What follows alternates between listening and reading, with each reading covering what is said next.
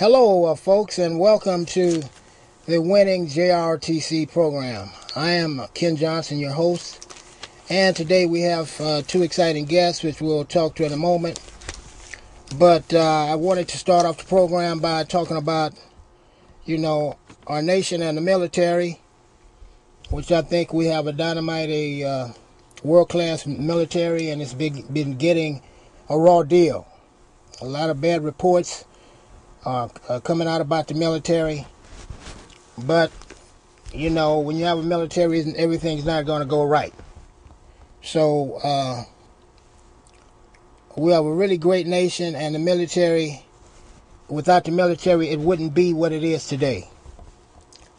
In all its forms, the Marines, Army, Navy, and the Air Force. The freedom we have today, we would not have if it wasn't for the military.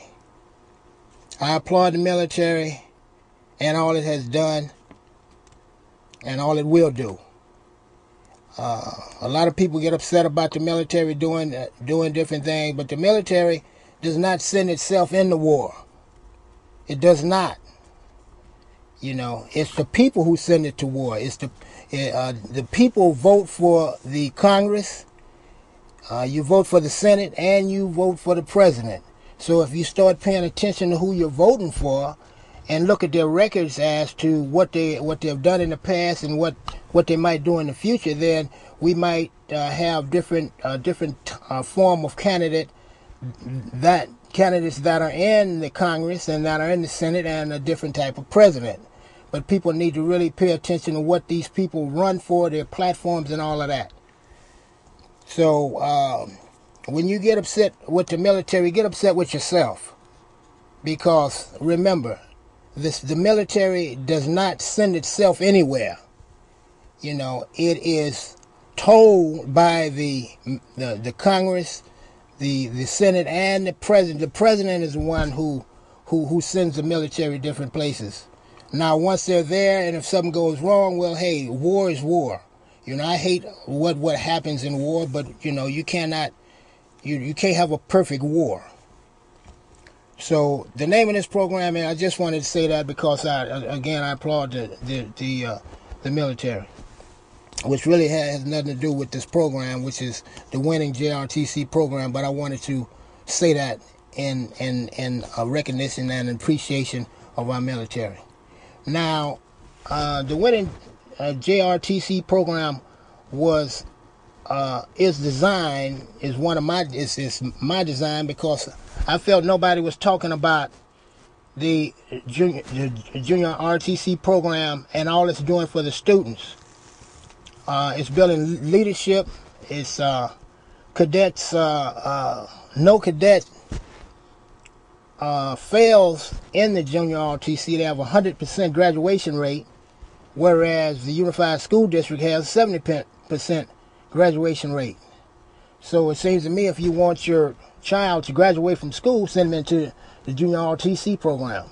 Now they teach leadership, they teach camaraderie, they teach team building,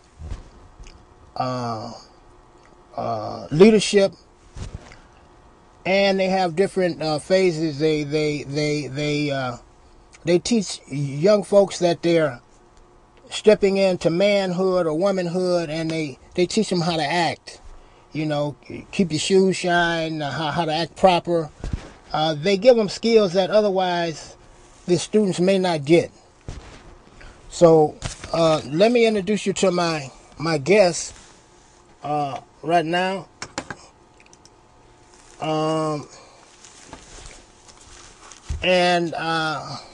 We have a candidate running for supervisor, and her name is Myrna Lynn. Did I say that right? Myrna Lim. Myrna Lim. She's running for supervisor. In District 11. In District 11. And sitting beside her is Stephen McNeil. And Mr. McNeil is opposed to the junior RTC, which is why I invited him on the program. And we're going to talk to both of them. And since this is I'm a gentleman. We're going to go with Miss Miramar about her feelings about the Junior ROTC. And what do you feel about this program? You feel it's worthwhile, or what's your feelings? Well, definitely. As a matter of fact, my brothers attended the JROTC program in Balboa High School. And to my parents, at that time, it's quite a savior for them to have two teenagers going through this program, because, as you had said a while ago, it teaches them leadership, it teaches them discipline, it teaches them responsibility. That's what I'm saying. And most of all, it teaches them accountability and consequence. I think our generation of kids today, because of the MTV, because of rap media, right, where they make it sounds like crime is cool, like shooting somebody guns and violence are cool, and they're not. If anything, they're the worst type of media and television that the children are being bombarded with. So if you have a JROTC program that encourages them to look outside of themselves, but to be productive, to respect law and order and discipline, you can't go wrong with that. You can't go wrong. And they don't have to join the military. It's just like when a kid learns how to play the violin, they don't have to be a violinist. Right, that's right. They Come on with it. Or when they study ballet or tap dancing, they don't have to be dancers or musicians. But what you've done is, when they go through the training process, it teaches them that if you work hard at something, the product's good. That's something you should be proud of. It builds a kid's self-esteem. That's right. And when a kid has self-esteem, the chances are that they might go to college. Right, they're going to try something a little bit more harder. Exactly. So. And then they're going to go for a job, and then since they will know how to relate to superiors, to their supervisors, their chances of succeeding in an employment situation, in a job situation, will be higher, because they get trained to follow rules and orders and be responsible and work hard.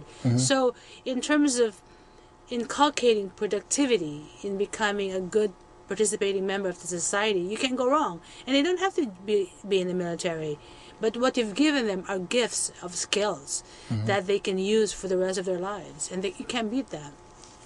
Okay, thank you very much. Mr. Stevens? So I'm Stephen McNeil with the American Friends Service Committee here in San Francisco, and I live and reside as well within San Francisco. And I also serve on the school district's JROTC Replacement Task Force. One of the mandates that the school board adopted when it asked for the phasing out of JROTC is that there be a replacement program that tries to duplicate the good things about JROTC that exist. And I agree with Maynard Lim and yourself that there are certain aspects of the program that are incredibly good, and they actually reach a particular segment of kids in our school district who need the kind of intensive attention and goals and guidance and discipline that JROTC is now providing. What I disagree with is that it is primarily a Pentagon program that is meant to recruit people eventually into the military. And while it is true they don't do recruiting while they're in the high school, it sets a precondition for both the kids in the program and for those around them in the school to say that this is a particularly good thing to do. And we object to this at high school age, because now with the professional military, as you were saying, there are certain risks and certain aspects of the military that you really should be 18 or older to look at before you actually go into that kind of a service willingly. Part of the problem is that the Pentagon and the Department of Defense chief and so on have said that JROTC is the best recruiting material program that they have, and that's why it exists, basically, is for recruitment. Not within the high school right at the moment, but certainly after kids leave and can't find employment after 2 or 3 or 5 years. The number of people that go in to the military is really quite high that have been in JROTC programs. Well, the information I got is that it's a really low number that go into the military. from the JROTC program. And those ones who do go into the military, they have some kind of, they go in at a higher level. They don't, if they do go in, they go in at a higher level. They don't go in as foot soldiers or anything like that. It's true that if they graduate from JROTC and they're straight, they can get in a higher pay grade. They can get into college scholarships, and they can actually be nominated to one of the military academies for more intensive training as professional soldiers and leaders. But you have to be straight. You can't be gay or lesbian, and that's one of the problems in the school district, is that the school district has said they will not contract with outside agencies that discriminate. And essentially, because of the Don't Ask, Don't Tell, which is a civilian policy imposed by the president. Can you talk a little louder? Yes, those kids who are participating in San Francisco schools who are openly gay or transgender, which we do have in San Francisco's JROTC program, they are not allowed to go into those extra benefits from the program because they're open at this point. So it seemed like that's the main reason why you're against the junior No, ROTC? the main reason is it's primarily an intrusion of the military into high schools, and I think that's not proper. I think ROTC in colleges as a voluntary choice, that's fine. Kids are old enough then, 18 and older, but that essentially we pay in San Francisco $1.7 million for 1,200 students to be in this program. You were talking about how your brothers benefited at Balboa, and it's true. It's an intensive after-school program that's safe for kids to be in, and it keeps them out of trouble. It keeps them in a esprit de corps sense of belonging, which they don't have a lot of times in high school. But why only 1,200 kids for $1.7 million? Why not the 60,000 kids that are in our high schools throughout the city, and not just the 7 out of the 26? Well, it's a volunteer. It's a volunteer program. The kids have to want to get into it. Well, that's not actually true. What happens a lot of times, especially over the last decade, is that it counts as phys ed, which eventually may go away. Right now it's PE credit if you're in JROTC.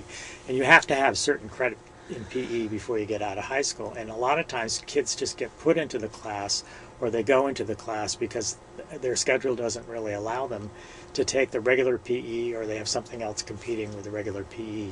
So it's somewhat voluntarily thing. And now the school superintendent has said there has to be a form signed by each student that they're entering it voluntarily, but that's just starting up this coming year. You know, I'm very disturbed. As a matter of fact, I'm very disturbed when the Board of Education passed a resolution to eliminate JROTC. As a matter of fact, I went to a few of the rallies to oppose it. I have good friends, Cathay Post, Bokpon, and so forth, opposing this whole thing. The problem in San Francisco today is you have over 3,000 kids who are juveniles. They go through the probation system. There's a lot of kids who get involved in drugs, a lot of kids who get involved in theft, in crime. They start from anywhere from 8 years old up to like 22 years old. Those are serious problems. That's right. Why the school board decided to eliminate something that works instead of focusing its energy on things that are broken and that do not work? It's so ideological. That seems to be a warped sense of purpose. It is. It just seems to me that to replace JROTC with some other type of program is an experiment. And if JROTC is graduating all of its students, and when one student is failing, the other students help him out, and now you want to take that away, that's totally ridiculous. Exactly. I mean, now there's no wood shop. They took wood shop out, right? And so now kids don't have any skills at all. No carpentry skills. Don't even know how to hold a hammer. They've taken away metal shop, auto shop. All of the occupancy. And they took away all the skill shops. Now the only program that teaches kids leadership, they want to take away. Leadership, how to be a good citizen. Exactly. Now if there might be some problems with junior ROTC, well, let's fix the problems with the people have with junior ROTC. Fix the problem. Don't bring another program which is going to be an experiment, which you don't know if it's going to work or not. But here you have a program that's been in existence for over 90 years. Exactly. You know, which is proven to be successful. Now, I mean, to be successful as a recruiting tool. It's not a recruiting. I mean, if you have 1% or 2% or whatever, General James Jones says fully 1/3 of our young men and women who join the junior ROTC program wind up wearing the uniform of a Marine. 1/3. Well, 1/3 is going to join anyway. I mean, and not only that. Wait a second. First of all, people. The military is not putting guns on people's heads to say, hey, join the military. The fact of the matter is, what's happening today in the school board, I respect some of them, but I think the ideology, this ideological bend that is very adult-oriented, that is very guilt-ridden oriented, that is very politically motivated, is the one making a decision on the lives of kids. I mean, the fact of the matter is, kids today are having a hard time. I always make a joke, with my nephews and nieces that, for me, I will not survive this generation today. If I am a kid today, I don't think I can handle it. It's so hard. I mean, you look at all these kids. You have teen pregnancies. You have kids, babies having babies. Right. You have kids committing crimes that 10 years ago was only being committed by older people. You have kids who are into drugs, all kinds of drugs, meth, name it. You have kids killing kids. Why you will have two kids who will get an argument. Next thing you know, in a matter of few seconds, one is dead. We've got some serious problems with this generation. We got real serious problems. And let me just tell the people, as you can see down below me right there, this is a call-in program.